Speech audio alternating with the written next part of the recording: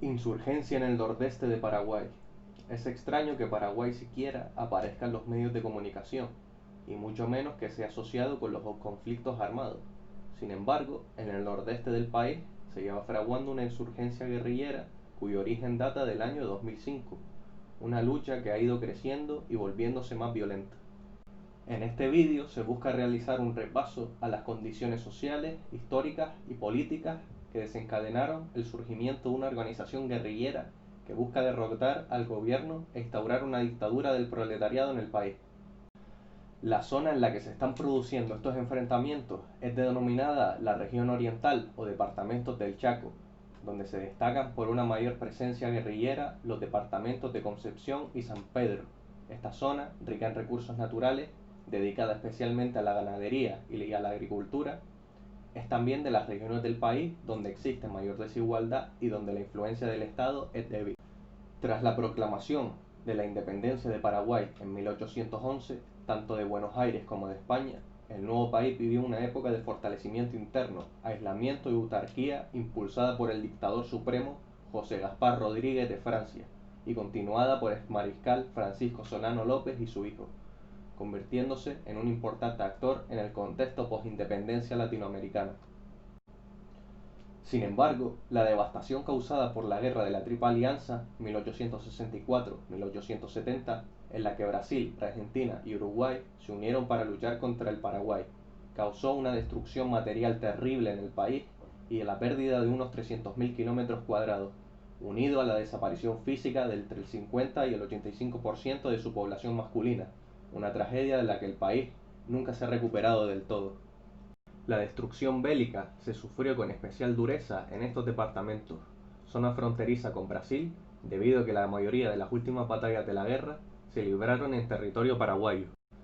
A la destrucción de la guerra y la mortalidad que se le suma una gran desigualdad en el reparto de la riqueza, tanto en cabezas de ganado como de la tierra. El crecimiento de los latifundios ha sido una constante en la guerra paraguaya contemporánea, especialmente durante la dictadura del general Alfredo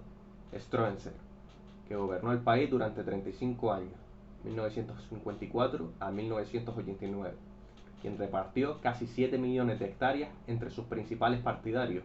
entre los que destacan altos cargos del Partido Colorado, principal partido político de Paraguay y que se perpetuó en el poder más de 6 décadas.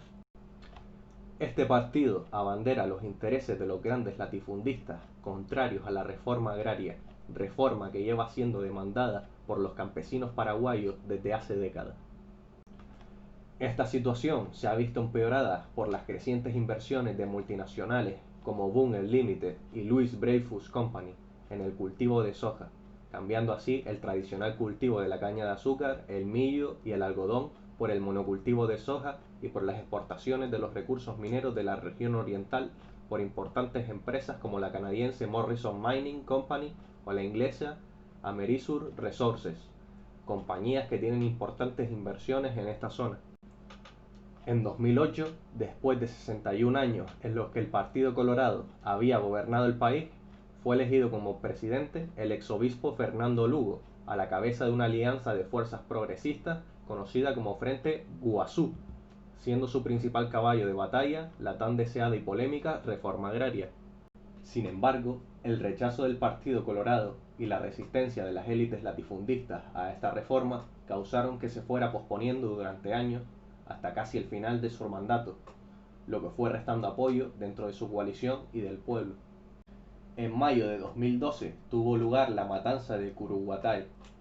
cuando varias decenas de familias campesinas ocuparon las tierras del ex senador colorado Blas Riquelme, colaborador del ex dictador Alfredo Stroessner. El desalojo de estos por la policía acabó en un tiroteo en el que murieron 9 campesinos y 7 policías, además de 80 heridos de diversa consideración. El origen del tiroteo es incierto, acusando a la policía a los campesinos de disparar contra ellos,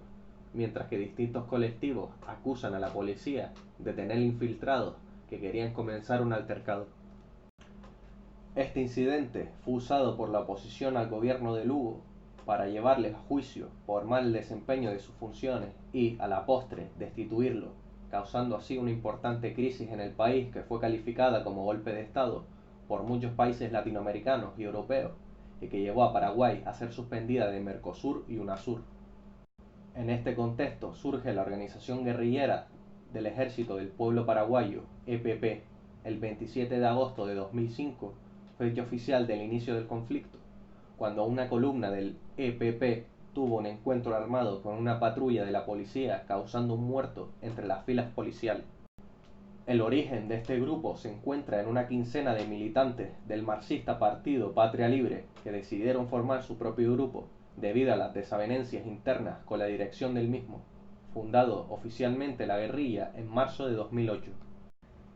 La ideología de este movimiento viene resumida en el libro La ideología del bien hallado Ejército del Pueblo Paraguayo, EPP,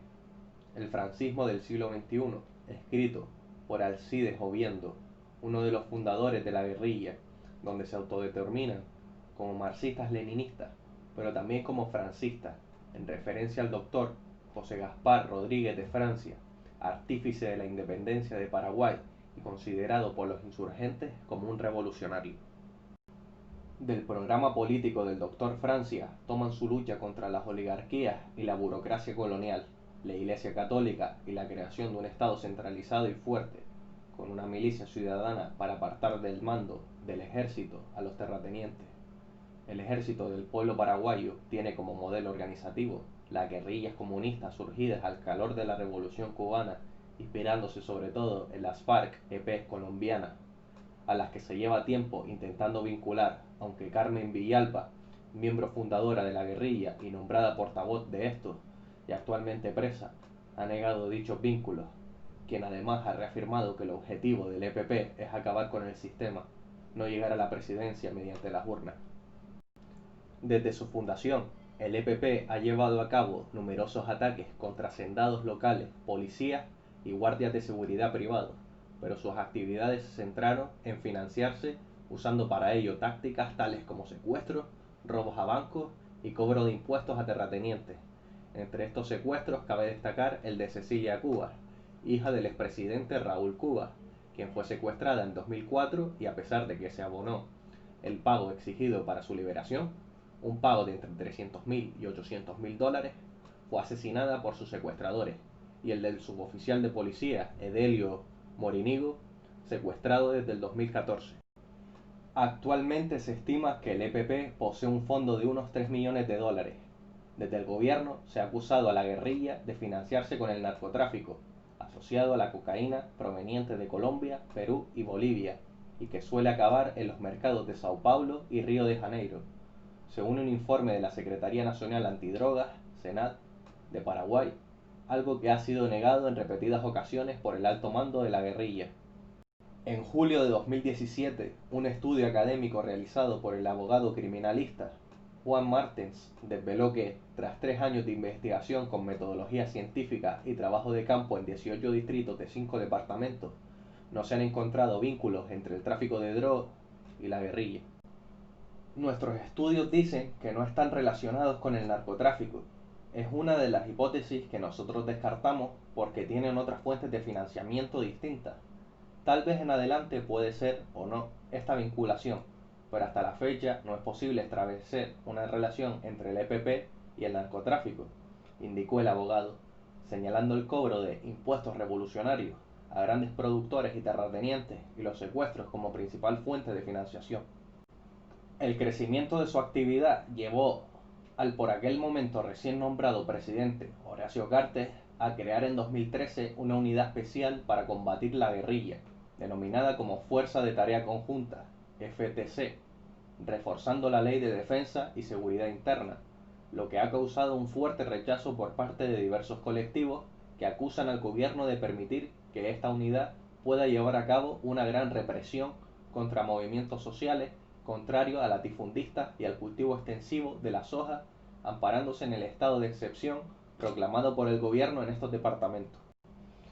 Asimismo, la FTC está siendo asesorada por extranjeros expertos en este tipo de conflictos, especialmente colombianos. Sin embargo, el FTC se ha mostrado incapaz de enfrentarse y acabar eficazmente con la actividad guerrillera que se ha ido recrudeciendo a lo largo de los años,